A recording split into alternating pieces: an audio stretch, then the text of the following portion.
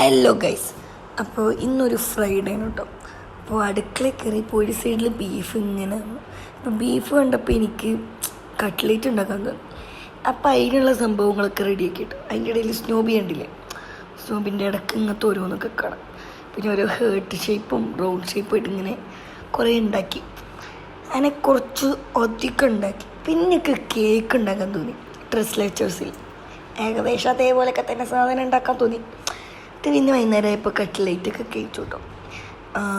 ഇത് ഉണ്ടാക്കാൻ രാവിലെ നിന്നെങ്കിലും വൈകുന്നേരമാണ് ആയത്. ഗായ്സ്, നമ്മളുണ്ടാക്കിയിട്ട് നമ്മൾ തന്നെ തിന്ന അഭിപ്രായം പറയണത് ശരിയല്ലല്ലോ.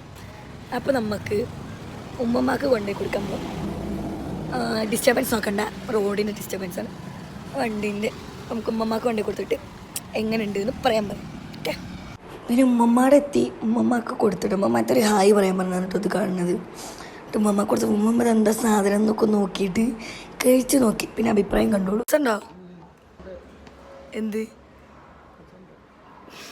അങ്ങനെ അത് സക്സസ് ആയിട്ടോ. പിന്നെ ഞാനും കൂടി വൈകുന്നേരം ഷട്ടിൽ കളിക്കാനായിരുന്നു. സ്നോബിയുടെ കോലങ്ങൾ നോക്കണ്ട, അതിനെ മൊത്തത്തിൽ ഡ്രിം ചെയ്ത് കളഞ്ഞാണ് കേട്ടോ ഗ്രൂമിങ്ങിന് കൊണ്ടുപോയിട്ട്. അതിൻ്റെ മേത്തത്തെ ഹെയർ മൊത്തം കട്ട പിടിച്ചിട്ടുണ്ടായിരുന്നു.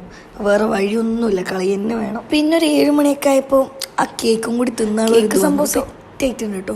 ഞാൻ ഉണ്ടാക്കിയോണ്ട് പറയല്ല, രസം ഉണ്ടായിരുന്നു കഴിക്കുക. നമുക്കത് മതിയല്ലോ, കാണാൻ രസമില്ലെങ്കിലും കഴിക്കാൻ രസം മതി. അപ്പം നിങ്ങൾക്ക് ഇത്രയേ ഉള്ളൂ. ബൈ.